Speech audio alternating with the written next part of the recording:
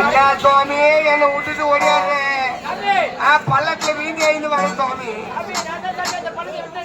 ஏன் சுவாமி நடக்கிற வெயில போய் பள்ள வெட்டல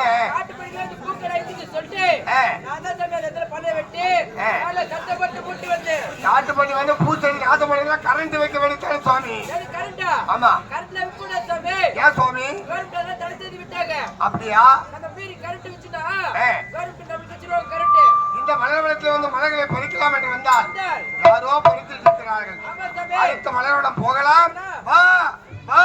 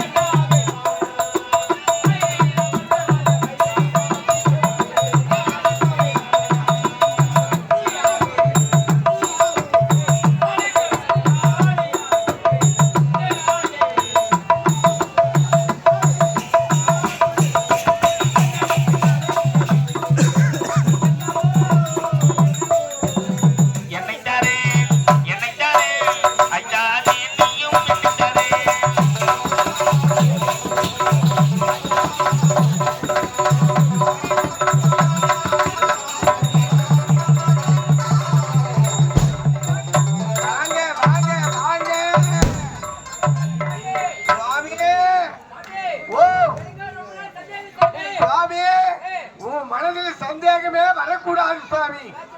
மனிதனுக்கு சந்தேகம் வந்து ஒரு தொற்று வியாதி என்பார்கள். சுவாமி உனக்கு என்ன சந்தேகம் கேளுங்கள். சுவாமி எனக்கு முன்ன குரு இருந்தார். அவருக்கு நான் தொண்டு வேலை உள்ள போல் செய்து கொண்டிருந்தேன். எங்க குருவானவர் அம்மன் ஆலயத்துக்கு பூஜை செய்யும் போது நான் அறியாமல் இருந்து மணி ஆற்றுவேன். என் கையா ஆடி போச்சு சுவாமி. நான் எத்தனையோ ஹாஸ்பிட்டல போய் வந்தேன் சுவாமி. அப்ப கூட என்னோ நல்லா அவள சுவாமி. உனக்கு வைத்தியம் தெரியுமா? என்ன வைத்தியம்?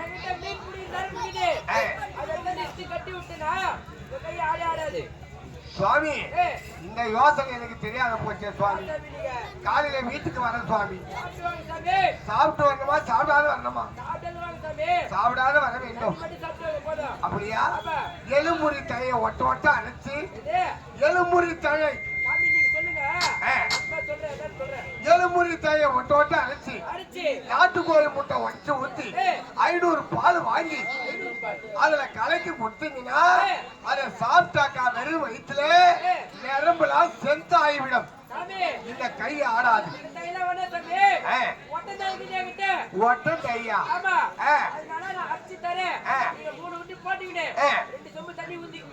வாயில ஊத்திக்கிறேன்.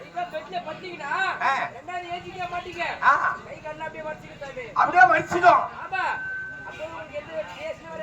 அப்ப இந்த கையே ஆடாது. நல்ல யோசனை சாமி.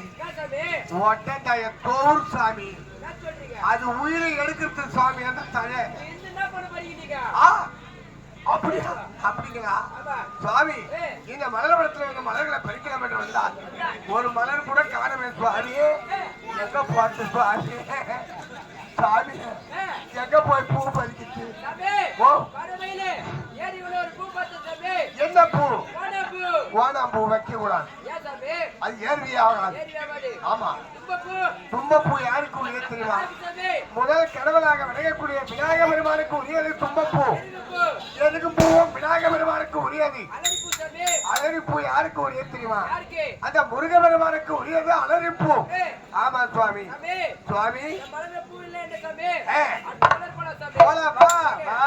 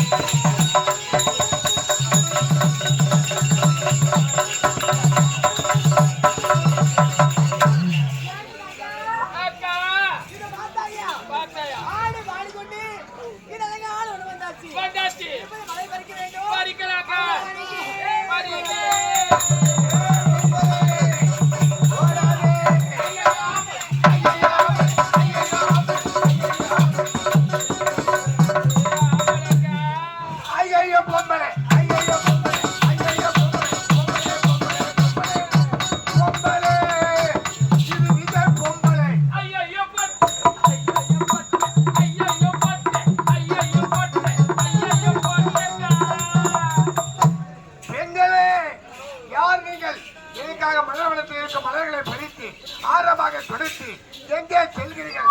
எந்த நாட்டை சேர்ந்தவர்கள்? யார் நீங்கள்? யார்? ஏழ்மையான குடும்பத்தில் பெண்ணாக பிறந்தவர்கள். ஆனால் தினமும் மனவளம் சென்று மலர்களை பறித்து ஆர்வமாக துடைத்து அதுவாக அம்மனுடைய ஆலய சாமி. நீங்களும் அம்மன் ஆலயம்தான் வரீங்களா? இந்த சின்ன சின்ன வயதுல தெய்வ பக்தி அதிகமாக உள்ளது. உங்க உள்ளத்தை நான் பாராட்டுகின்றேன்.